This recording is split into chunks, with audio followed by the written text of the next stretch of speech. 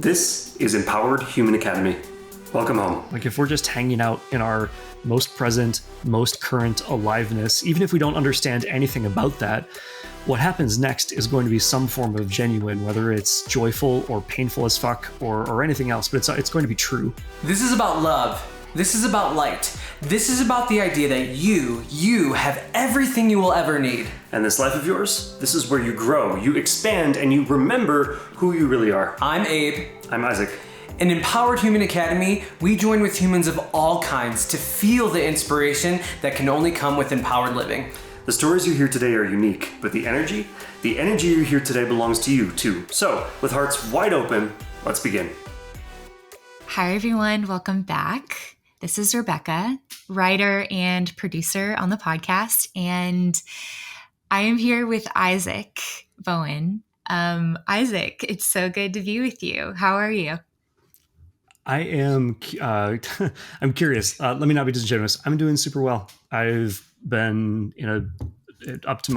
above my neck in code today and music, and we got back from 2 weeks of all kinds of stuff and our anniversary photo and video and other things that we'll probably talk about later.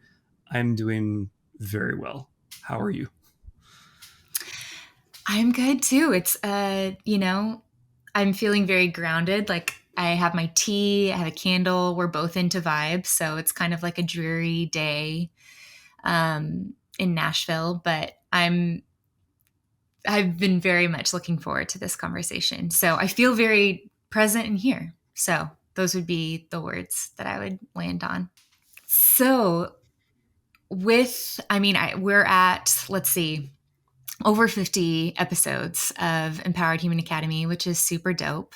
Mm-hmm. It's been a year of conversations and kind of in this space of reflection and like celebration of the journey of like this past year and making this thing and bringing it into the world.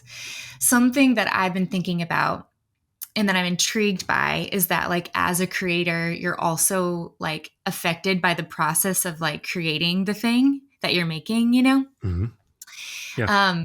So I want to hang out a little bit and talking about like the origins of the podcast and then kind of about process a little bit. But let's start with that. Tell me about what you can remember about the origins of like Abe inviting you into the podcast and kind of the start of this like new way of creating together. Like, yeah, let's just start there. Where does that take you in your brain?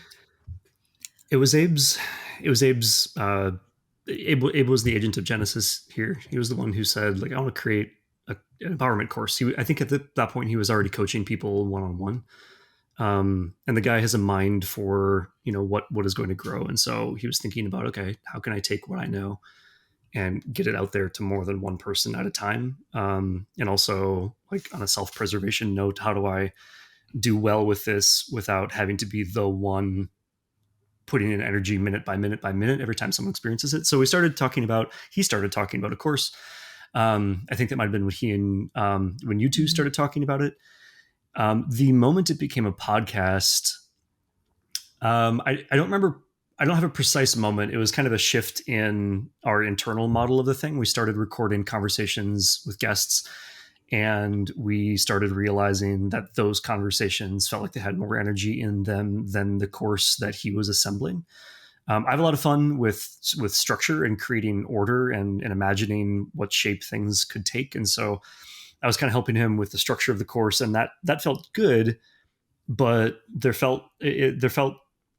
we both felt like there was promise down the road of treating this like a conversation series where the focus was on active present discovery with each person live on an ongoing basis and talking to people who carried with them the idea that they can make choices on purpose towards the better ends for themselves and for other people. And talking to people like that is just a good time anyway. So, I don't remember the specific moment where we said, let's make this a podcast instead. It was kind of a reorientation.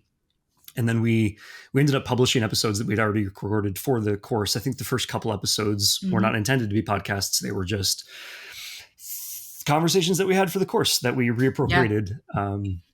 which is fun. I like discovering that the things that we've already made have different purposes than what we intended, you know? I love that. I'm curious, going off that point of where you're like, you were saying how each kind of conversation becomes this like point of exploration. Mhm. I'm curious because at the start of every conversation, you start with a specific question about identity. And so I'm curious, why is it important to you to focus on identity as a starting place, in a starting point? Sure. What The felt alive words, to you about that? Yeah. the words that people have for their own identity vary over time. And I think I start there because, in one sense, I think life is an exercise in like isolating, boiling down, like getting to connect with one's actual self. And so when I begin with the question of identity, it's for two reasons. Like, one, I want to understand who you are. And there's that. And I don't think that can happen in a couple of words ever, probably. I'm sure that happens, but a couple of words probably not going to get to the heart of a thing. That happens in conversation and relationship over the years. But if I ask you who you think you are, that tells me a bunch of stuff about where you are in your life journey, in your self-awareness, in your confidence journey, empowerment, all of that. So I kind of have a hard time answering like why do I sense aliveness in there, because that, in a sense, that is aliveness to me. The words that one chooses to describe oneself, like that's the fastest way that I know to get to the now that someone is experiencing from their own perspective. Like we can't step inside each other's souls and feel what that feels like. We're all individuals to a greater or lesser extent.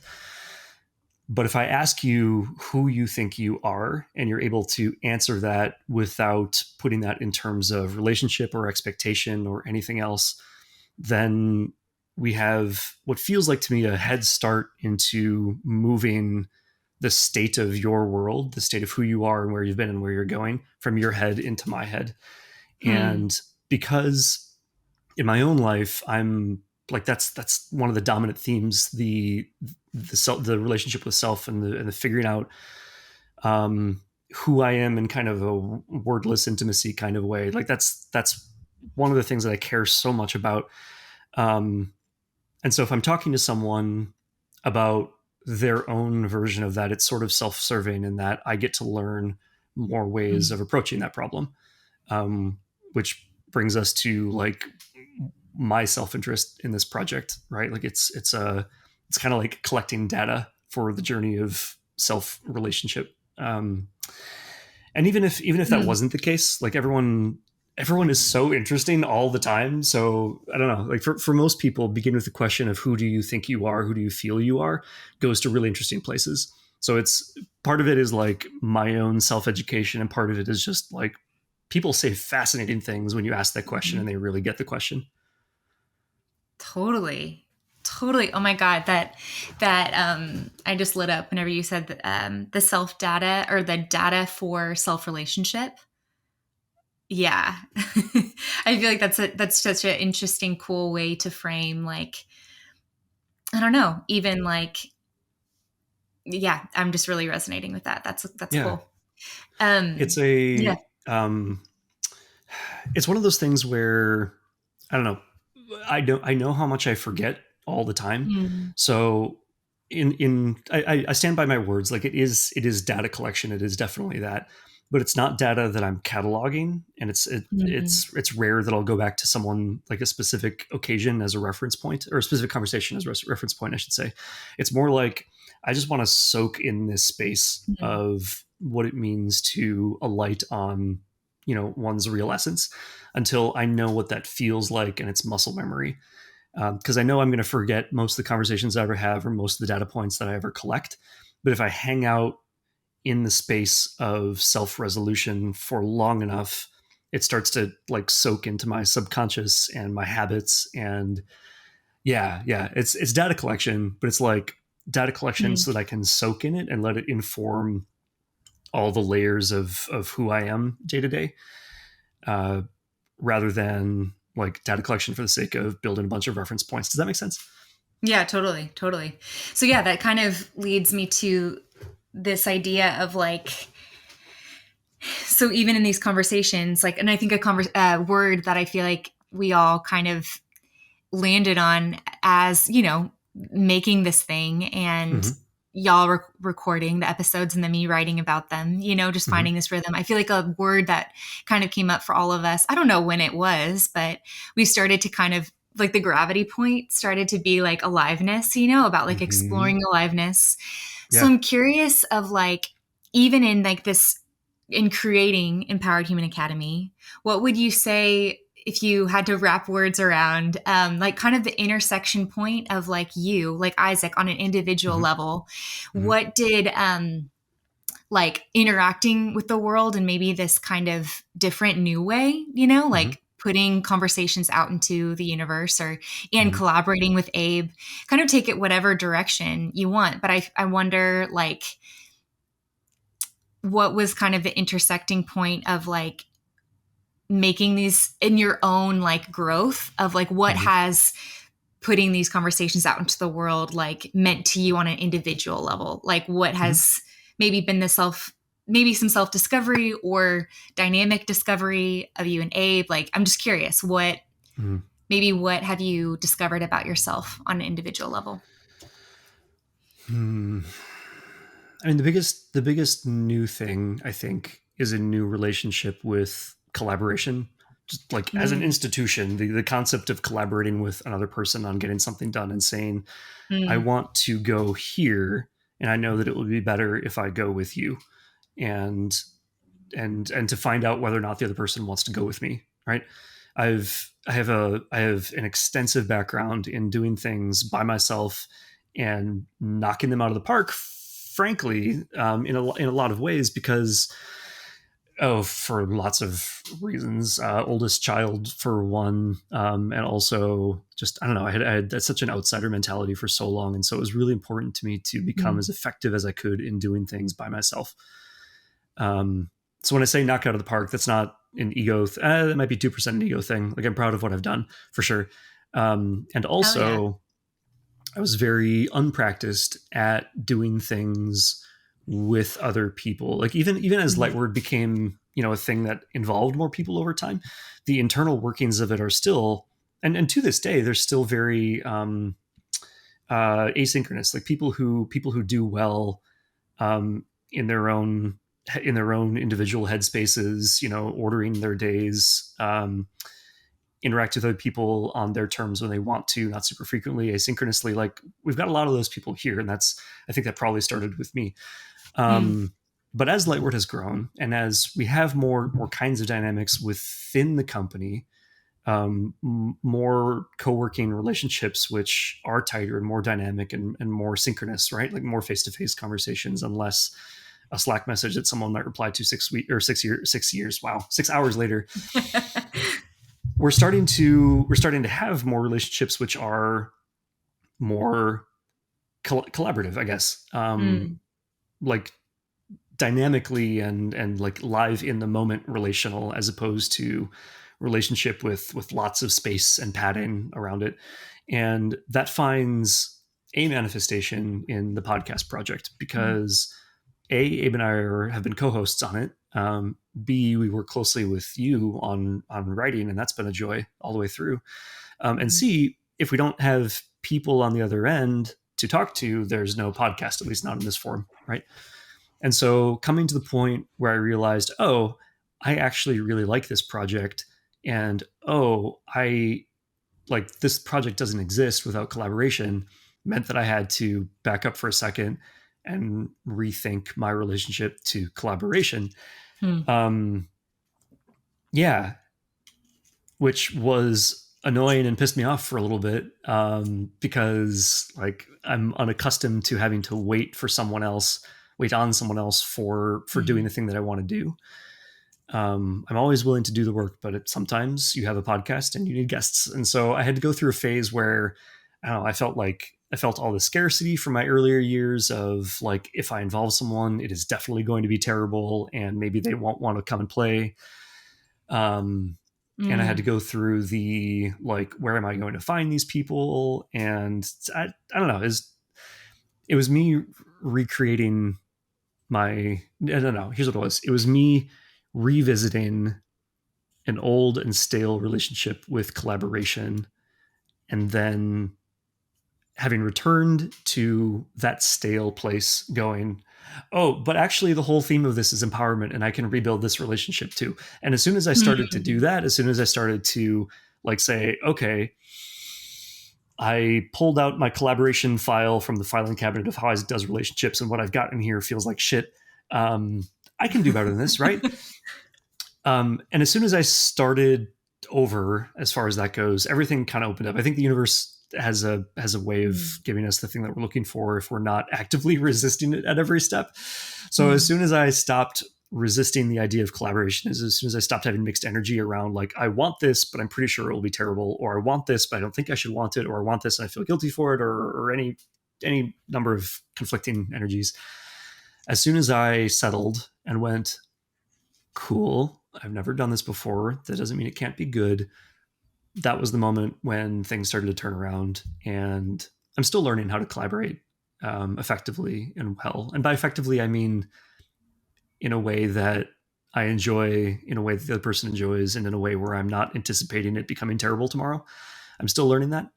But I've learned a lot, and this podcast was a really good teacher. I think that's the main thing, like the main new thing that I got from this podcast. There are others, but the main thing is absolutely a new relationship to collaboration, which has already seen fruit in a bunch of different ways in my relationship, in my primary relationship with Abe, in other projects that we're doing as Lightward, etc. Collaboration happens everywhere, so it's been very useful. I remember specifically when you had that shift, like, because I think it was like a, because, we keep in touch, on a daily basis through Slack. But I remember getting a message from you where you're like, oh, I think that how I'm approaching this is changing. Like, I remember just getting that like update from you. And there really was, like, after that was just kind of like, it felt like there was this avalanche of like, okay, cool. Like the momentum, and oh my God, that like, I think it's so tender and beautiful that like, I mean, even in going on this adventure with y'all, like I didn't know the ins and outs of like, and can so relate to the idea of like, I had never made that connection in my head before of like sending an email into the universe and then it being like radio silence, like being like a flashback from the past in a way. But that's so fucking true. It's like we're really replaying in real time, past narratives until we pull them out and like relook at them and be like, wait a second. Yes, this happened, or yes, this was a dynamic in the past, but what does it look like for me to interact with it now? So I think the fact that you kind of like almost brought the like, like almost in a way I'm hearing like this inner child dynamic to your Isaac now self dropping in time and being like, actually, how do I want to do this? That's really fucking powerful. Absolutely. An important part of this, I think, is for me anyway, the idea that most of what I put out into the world, both in terms of asking and giving, I guess, happens without conscious thought. And so doing the occasional audit to say, okay, I don't even know what a good metaphor for this is. Maybe it's physical posture. Like I don't think about my posture very often, but as I'm walking through the world, my posture is telling other people something. It's either telling them things about me, or it's reminding them things about themselves, or maybe they don't notice it consciously, and the various unconscious parts of themselves are responding to that too, right? But the idea is that most of the ways that I am in the world are without thought, right? Like they're I don't think subconscious is the word that I'm looking for, but like there's so many, there are, I don't know, there's so many ways of being in the world, from fucking posture to clothing choice. That's a more conscious one, maybe. to the childhood expectations that I had around collaboration, right? So occasionally doing an audit to say, okay, cool. My thought usually isn't responsible for all of these modes of my own expression, but I know that all of these other modes of my expression and presence are very important. So let me send my thought to those places and make sure that, on reflection, I actually am showing up in all those ways in the way that I want to be. And that's another way of, I'm basically just restating my previous point, but I want to do it in a more generic way. Like the old collaboration story that I pulled off the shelf was one that I pulled off the shelf without thinking about it. And still today, like most of the ways that I collaborate are without thought. It's automatic, like muscle memory, emotional habit stuff. And most of that serves me really, really well. But every so often, when something becomes painful enough and bubbles up to my consciousness, I gotta send my thoughts to other ways that I am in the world and make sure that I'm shoring up those other ways where my posture has slipped, so to speak. Does that make sense? 1000%. So how does it, I'm so curious of what does it look like for you? Because I feel like we have all of our own, and I'm like borrowing an Isaac phrase. I feel like you say this. We all have our own versions of this. But what does it look like for you to, whenever you are in that place of maybe a shifting dynamic that you're going to maybe step into and experiment with shifting something? What does that mental space of getting it out all on the table and like assessing and deciding, like maybe I'm curious, like talk a little bit about that space after maybe the pain point has shown you something that's bubbled up into your consciousness and you're like, okay, this is here. Then what's kind of the next step after that? What kind of happens in that space? Two things. And a version of this happened today. So this is very top of mind. I actually don't remember what it was about, but it happened. And I remember the process more than the occasion. So that's interesting. Two things. The first thing is that process is always very physical, and that's not actually the right word for it. I don't know what the right word for it is. But you know how, like, we're physical creatures. We walk around in this world. We all know like what the heft of a baseball is like if you grew up around baseball or whatever, right? Like we all have physical intuition. We know what force is required to slam a door or to do it gently. And if I throw, I'm lingering too long on this metaphor. If I throw a dog at you, you know probably what you have to do in order for you and the dog to be okay at the other end. That was a really weird example, but you get my point. We all have physical intuition because we move around in the world. Catch and the dog. Developed, yeah, for sure. Or get out of the way, one of the two. And so when I say this process is really physical to me, it's because the same class of intuition that lets me be effective in the physical world without having to like do mental calculus every time I move my body, that same intuition is what lets me weigh really all of the factors in play in any situation. This shows up in like everything that I do, visual design, code, music, whatever. Like everything feels like a metaphor for physicality to me. Or maybe physicality is a metaphor for everything. I'm not sure, but everything has like weight and gravity and friction and places where things will interleave cleanly and places where things will repel each other or tear each other apart. Every idea that I hold in my head has like kind of a physical character to it. So when I'm thinking about redesigning something, it's mostly a process of returning to that baseball object metaphor. It's mostly a process of like picking up the thing in my mind and feeling its weight and running my fingers over it, so to speak, and figuring out the texture and getting to I'm actually tearing up a little bit. This is a very like this hits right in the center of how I am in the world. Everything has a character. Everything has attributes that we can, or that I can shoot, how do I want to say this? Everything, yeah, I guess everything feels like physicality to me. So in my mind, when I'm thinking about even the collaboration piece, I'm picking up like the idea of my ancient resistance, right? And I'm picking up, I'm actually not picking up the idea that there's a new path. It's more like sensing, like fresh air coming from a certain direction. What happens if I take this ball of an idea and I roll it that way? Is it going to bump up against something else and set off a chain reaction or something? But everything feels really, really linked to my sense of the physical. And that's probably why like I move around the physical world pretty well. Everything in my problem solving and in my kind of just working to understand the world feels like it's using the same part of my mind, whatever, that is activated by real physical movement.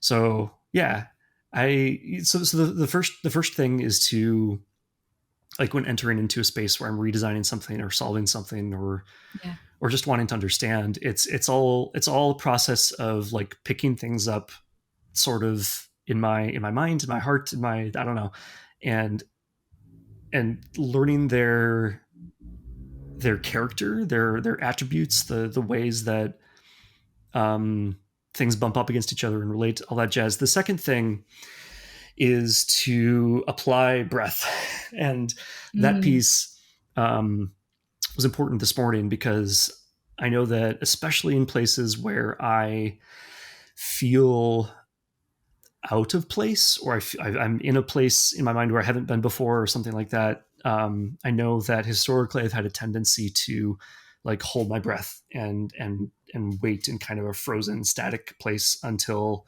something else loosens up. So the second piece is to just be sending inhale and exhale through that entire process. Keep the wind moving through the system so that the air in this non-physical place that I'm feeling never goes stale. Like there's still life running through the whole process. And no matter how quickly I move or how much I don't move, the air is still moving. Aliveness is still present, no matter how much progress I am or am not making. And the literal and also metaphorical breath is a really effective way for me to get out of that like locked, closed chest, that static waiting posture, and get back to a place of, okay, cool. I know that I am able to do what's in front of me. And even if I don't see how that works right now, the most important thing is that I am still alive. And I don't mean that as morbid as it sounds. The most important thing is that like my aliveness is still present. And as long as I'm calibrated against that fact, everything is fine. Oh, that's really beautiful. I think it's like, that you use the metaphor, like the language of fresh air and wind. So it's almost just like, if that fresh air, if you feel that fresh air, that means that there's still somewhere, it's coming from somewhere. So it means that there's always still somewhere to go. You know what I mean? So I love even just that idea. Super well said. That's really beautiful, and I think really helpful too. Just because I think I'm having this meta moment listening to you, where a thread that I've noticed, like even in my conversation with Abe, and then this one with you, is that there's this. To me, it's very cool that you've each had your own path. Like we're all creating this thing, but in our own way. It's like life is finding us in its own way to like, for us to even step into a more powerful version of ourselves, or expanding even more, even as we're, creating a podcast about that very thing. It's like, to me, I'm like, life, that sneaky mom, like finding these ways of like the, you know what I mean? Like the intersecting points of like, that feels so specific, but it's like, oh yeah, like we each have our own, places where the fresh air is like pulling to us. You know what I mean? Yes.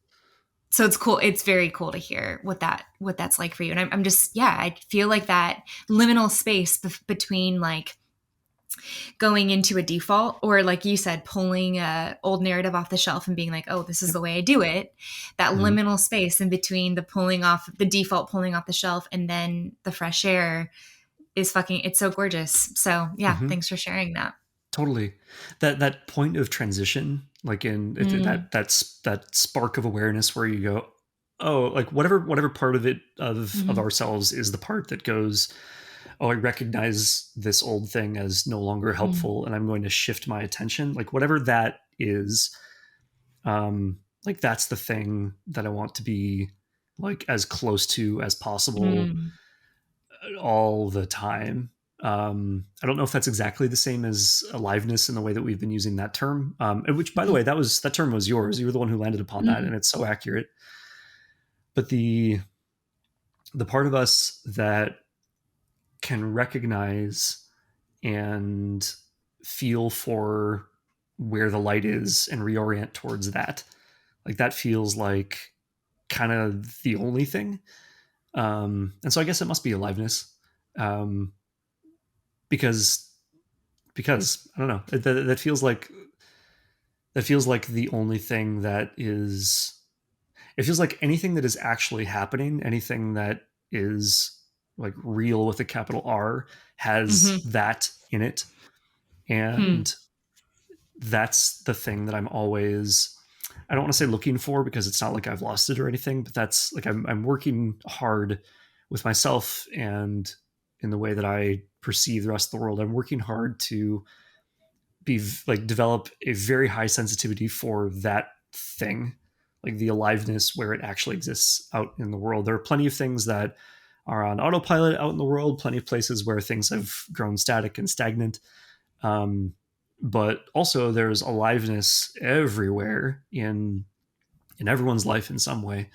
And so developing as much sensitivity as I can for that, so that I recognize it when it crosses my path, feels important. And that's probably linked to the collaboration thing, finding the aliveness in someone else, and in the podcast. Certainly, the game of those conversations for me is to kind of like dodge past, like a slalom skier, like dodge past all the places where the person that we're talking to in the podcast has like rote or rehearsed answers for things. Not that anyone has ever tried to like pass off a question that way, but like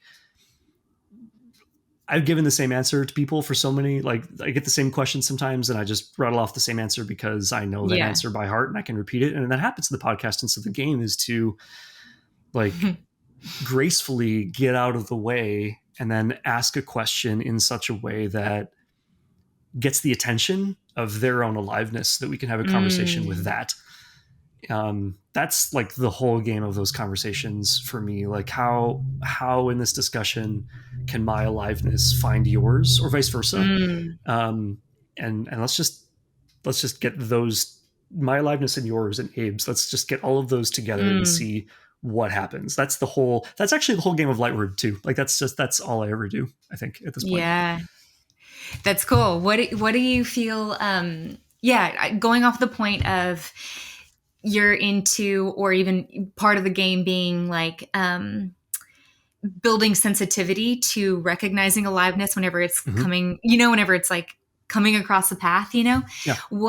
How would you describe, going back to your metaphor of like feeling for the texture of it? What does that, while everyone has their own unique flavor of aliveness, are there, that kind of feels fun to explore. What does the texture of aliveness feel like to you, to Isaac, like whenever you come across it, what does that texture feel like? So then, so your brain recognizes it now. Does that question make sense? It totally does. Yeah. Yeah. I think it's actually a space. I don't think aliveness itself has, I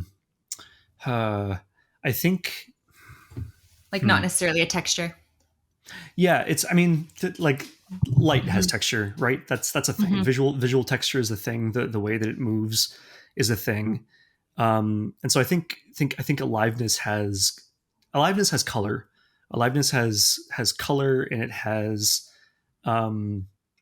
personality. I might just be describing what other people would call just human personality, but I think that aliveness okay, I'm going to go way off the deep end here. I think that Go off the deep aliveness end. might be responsible for, in the course of its experience, casting off things that feel more physical and like massy, like that, like they like physical, as artifacts of the process. So okay, let me back up and try and describe this better. I spoke at some length about how everything feels like physicality to me, and it does.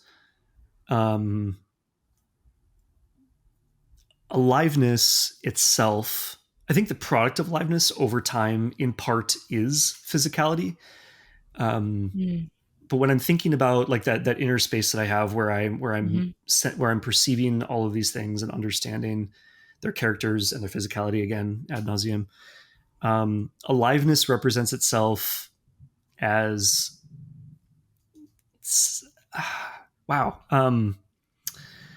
a space or a light source maybe, or something like that. Like here, let me put it this way. I came across a little art book, which I sent you actually. There's a little book called Soft Spot. It came out of a type foundry of all places called Dynamo, abcdynamo.com.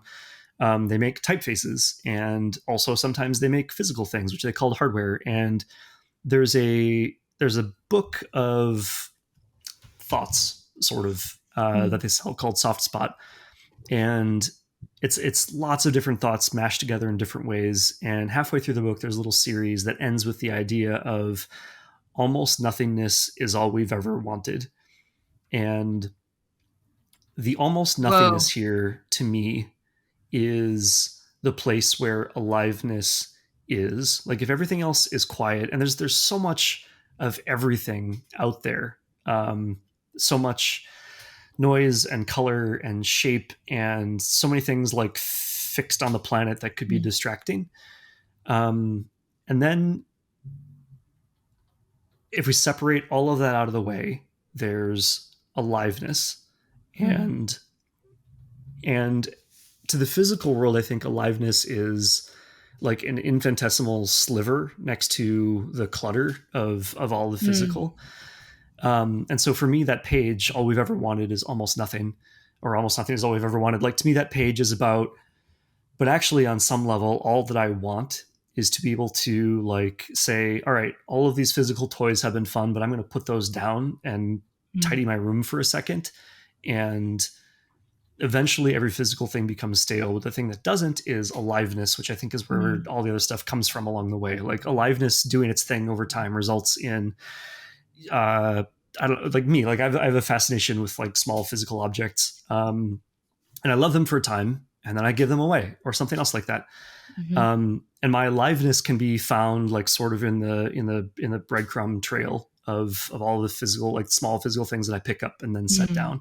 And if somebody was just following that trail, they could start to infer who I am, like who the character is that keeps picking up these things and then setting them down when they're done.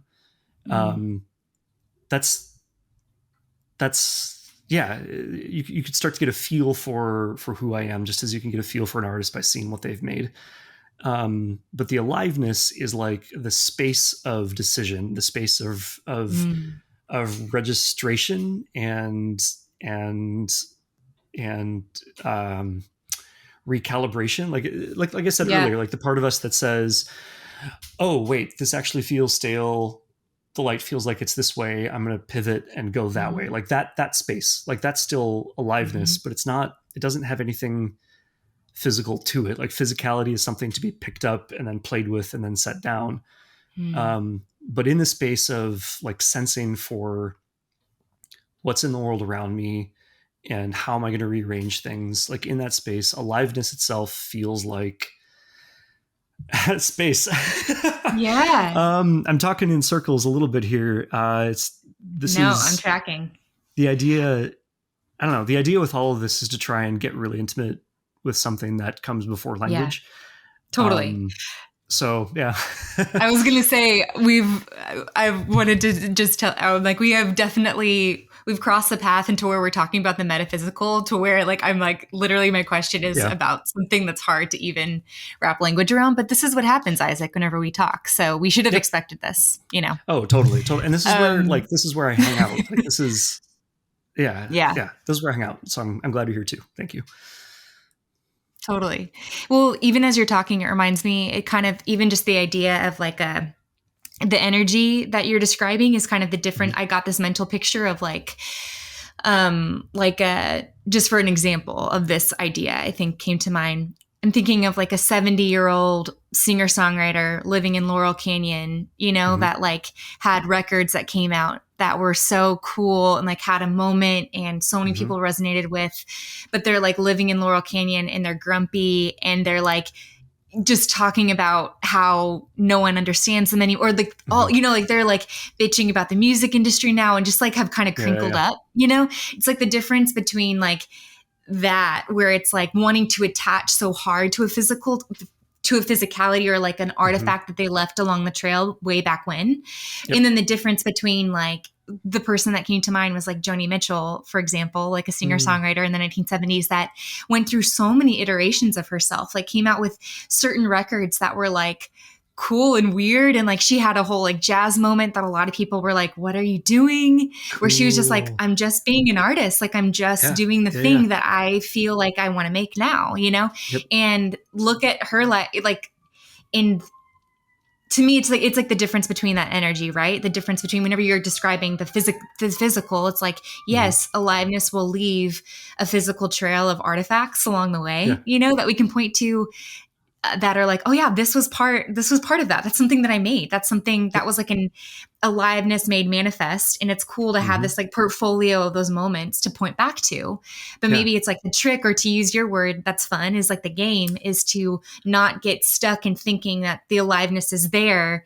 It's to stay in tune with like what wants to keep happening. You know, it's like, that's the whole thing of it. And you can feel that. You can feel it whenever someone is still wanting to stay in that flow. And then it's a different energy whenever someone's wanting to clench up and be like, oh, the best thing has already happened. And I'm missing it now, you know? So anyways. Yes. That was super well said. Yes.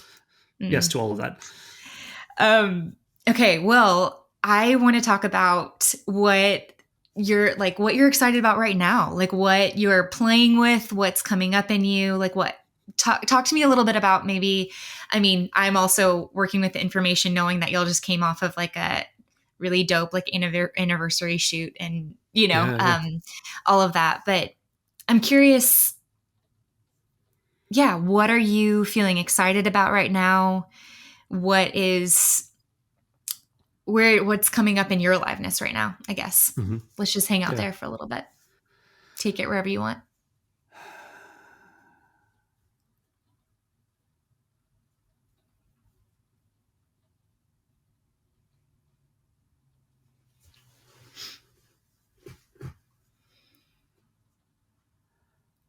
I feel a little bit like the only thing I'm ever interested in when it comes to wandering through the world is one of two things. I'm either interested in appreciation and enjoyment and just like marveling at whatever I'm perceiving at the moment, because everything is astonishing all the time. It's either that or kind of circling around the problem of understanding. Everything that I've gone on about earlier in this conversation, those are all thoughts that come from like me just trying to figure out what's going on here. Yeah. Like in the experience of being human, or in my experience of being human anyway, because I only get to speak for my own. So that's basically like the two functions of my aliveness, I think, is to like look closely or back up and go, oh, what's in front of me is actually remarkable. Or to, again, kind of circle around some core, some kernel of understanding, some kind of truth. And so because I think those are my top priorities, and to Abe's like eternal good-hearted consternation, Mhm. like I never have specific answers to Mhm. like what specifically am I like excited about right now, or what's coming, or anything like that, because like everything at every moment is either in service of me kind of like pacing in circles around like the truth of reality. I think that's trying what I'm trying to get to, or maybe I'm trying to get to myself. I don't know.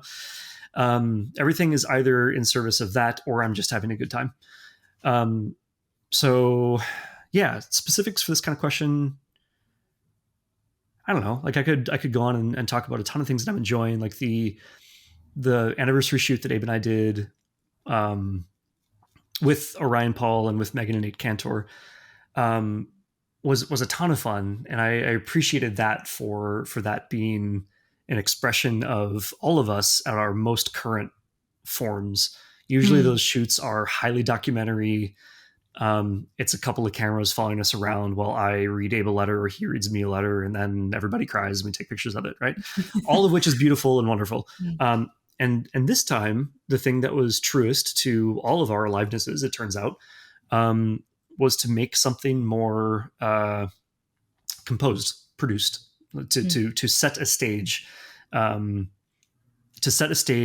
and then be players on it, as opposed to the more documentary thing where we're kind of capturing life as it might be on any other day, any other very good day, but any other day, right?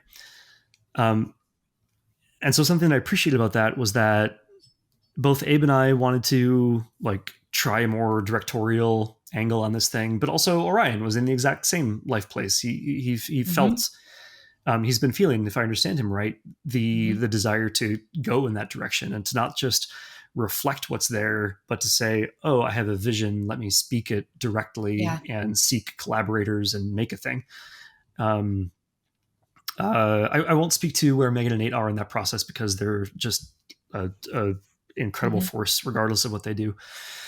But that was delightful, and I'm connecting that to the other half of how I am in the world, which is like trying to reconcile everything so as to just have a clear connection to what's actually happening and a clear understanding of what's actually happening.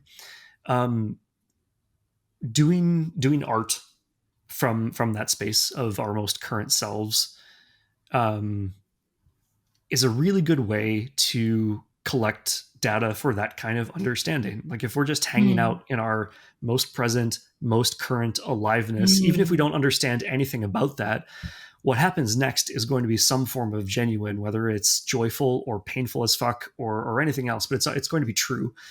Mm. Um, and and actively choosing that space and choosing collaborators who can meet me, you, us in that space of, okay, we're going to bring Mm. our actual liveness to the table and see what happens. Um, Having collaborators in that space gives us, I mean, I don't know what utility that has for other people, but for me, part of it is, again, that duality of like, oh, what happens next is delightful, even if it hurts or even if it Mm. doesn't. But also because we're only adding true, real pieces at the beginning, Mm. we only get things that are true and real out the other side. Yeah. Um, Yeah. Yeah. Yeah. and that gives me more data to work with because the true Yeah. and real is all I want to be paying attention to. That's the Mm. thing that I'm like trying to cultivate sensitivity towards. And so I'm excited. Maybe this is my answer. I'm excited because I'm learning more and more that I have control over like whether that tap is turned on or not. Like I'm learning that Abe and I can choose on purpose to create spaces where our aliveness is in play and we're inviting other people into that also. Like we've both known that forever. We've been doing that, versions of that, for a long time. Yeah. But the turnaround between, oh, we recognize that this piece has gone stale, let's breathe and renew our expression in this place. Like the turnaround Mm. between registering that something's gone stale and doing something about it and washing that space with new energy, like we're getting faster at that, and we're getting to a place where we can recognize the appropriateness of that action sooner. Abe talks about how, like in the early chapters of our relationship, when I had a more difficult relationship with depression, like his metaphor was like, hey, Isaac, sometimes you sink like 100 feet down to the earth and I got to pull you back up. But if you just tell me that you're 10 feet down or 2 feet down or 20, like anything less than, like, you don't have to hit rock bottom before we start changing some things. And so learning that we can be much more proactive than we've ever been about saying, okay, this space feels like it is ready for renewal and remaking, or this space is, or I am, or anything else like that. Learning that we can be more proactive about those movements. And then we can make those movements actively. I'm excited about that because that means that we have more of what we're looking for at all times, right? Like if what I'm looking for is the interplay of true and real and what is yielded from that interplay, if that's what I'm looking for, and I have control over when I say this part is stale, let's renew it, then I have as much access as I can handle to true and real things moving in front of me. And that's exciting to me because that's that's basically where I want to spend all my time. Does that make sense? It 1000%. And like, what a powerful, and cool fucking gift that that you and Abe, like your partner, like that being partnered, that y'all are both have that inquiry about life, or want to bring in a word that we used earlier, collaborate with life in that way. You know what I mean? I feel so lucky. He's so he's so sensitive, and I mean that in the way that I've been using this and that word in this conversation. Like, he's so sensitive to where aliveness is and isn't. I think his language for it is different. I think his mental model for it is different, which is good. But he's so sensitive to it, and I feel lucky as hell to be to be doing life so intimately with somebody who wants like real life as badly as I do. To be equals on that front. I'm so grateful. I have to ask this question because you brought up this phrase and it's been circulating my brain ever since. So I need to ask before we kind of start to near towards closing. You mentioned the phrase or whenever you're describing aliveness, that you are just innately curious about what's going on here. What do you, in this iteration of Isaac, in this moment of Isaac, what do you think is going on here?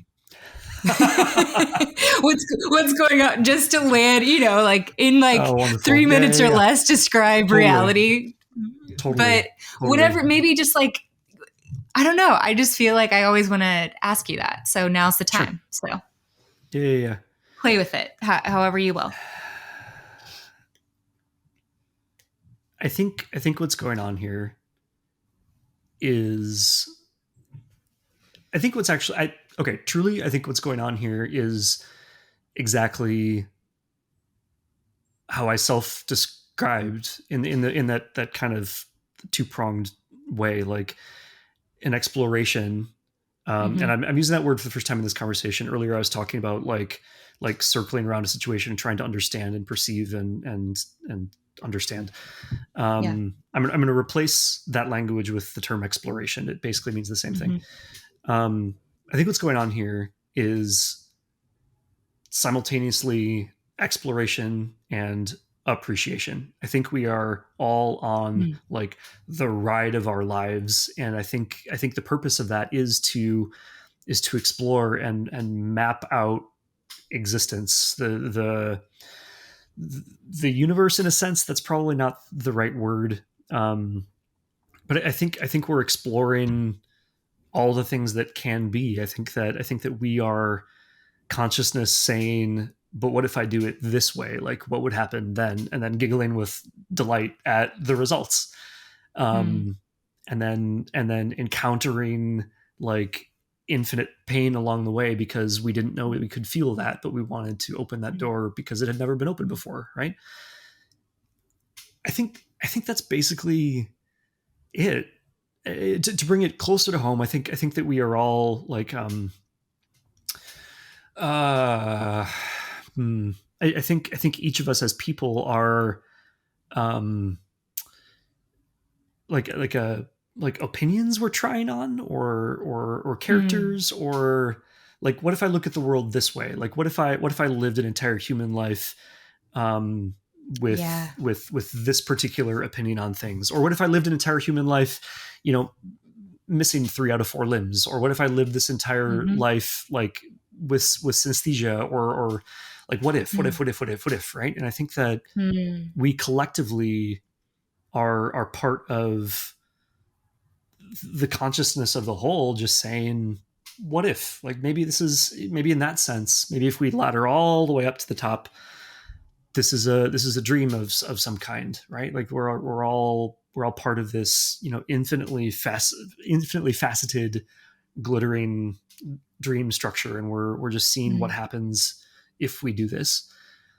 I think that's my current best like working model of what's up. Like we are collectively exploring everything that we can, and creating along the way, because that's part of exploration. Like it's a process of saying, okay, I know what it is to be here. I know all of these physical artifacts that have been created along the trail of my aliveness. Sorry. I know what it is to be here. Okay, cool. I know this now. What happens next? What happens if I flip this around, or set this on fire, or what the hell ever? And then the second part of that is to just marvel at the interplay of all things, how deeply linked everything is, and how like the that butterfly effect trope, right? Like how each movement cascades into the unimaginable. And I think that's basically, at least as far as I can tell, that's what's happening. We're exploring, we're explorers, and we are here to discover and to enjoy and to appreciate and to feel all of it, the pleasant things and the unpleasant things, because it's all art. Like art hurts sometimes. And art is transformative. I think art is probably a good way to describe the whole experience. We're exploring, we're expressing, we're learning to we're learning the contrast between the cast off dead artifact of what was. We're learning the difference between that and the aliveness that's actually moving and actually present. And we're learning how to make things with both. And then we're learning that we prefer one over the other at different times. And then we're unlearning all of that. And then we're discovering new shit and feeling new shit. And it's everything all the time. And I think, boiling it down, I think what's actually going on here is that we are exploring, and we are here to encounter and register the abject beauty of everything we find.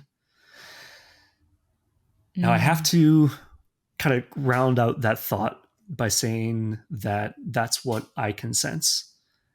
That's what feels true to my aliveness, which is my own, and I think is connected to everyone else's, but everyone else has their own take on that. And so if I'm being honest, like that answer might only apply to me, and it might be something totally different for someone else.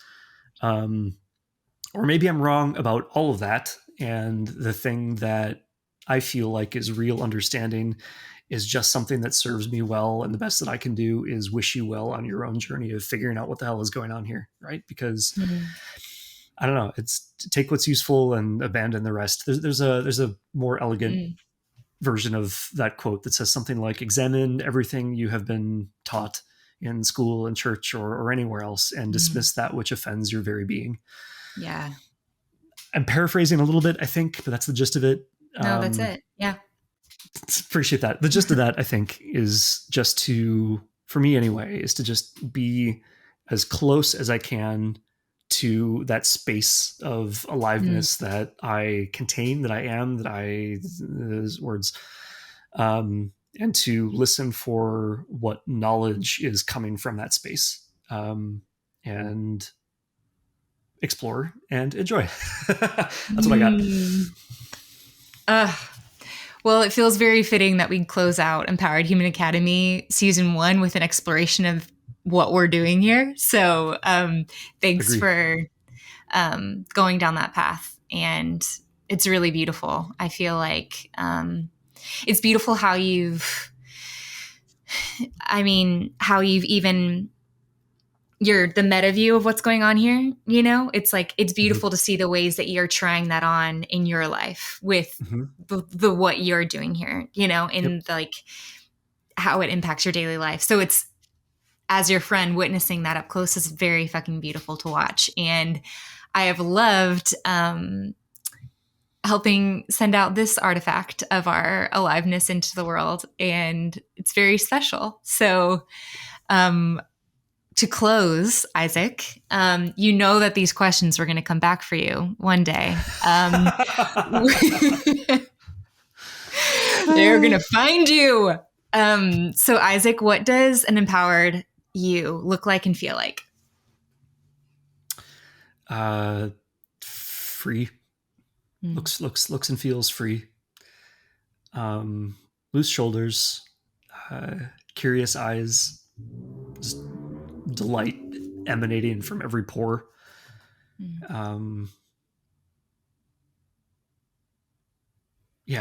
Freely exploring, freely resting, freely enjoying, in a relationship of perfect trust with everything. And what do you know for sure?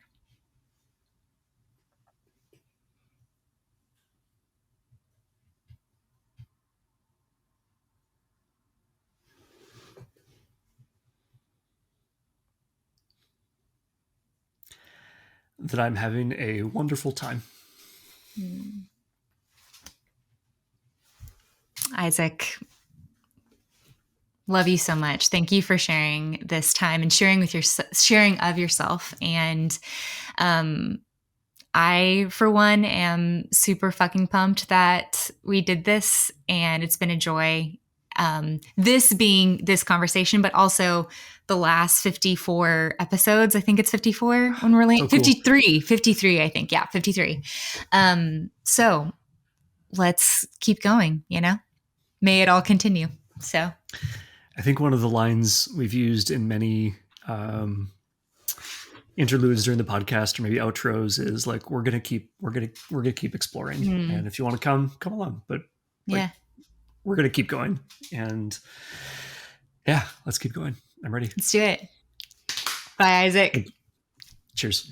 Bye. This podcast is the work of Lightward, our company, named for that toward the light direction which informs every single thing that we do, including money, which means, like everything else, the way we earn revenue is not based on industry norms. It's based on what feels deeply right and aligned by passing through the door that feels like it has more behind it, not less.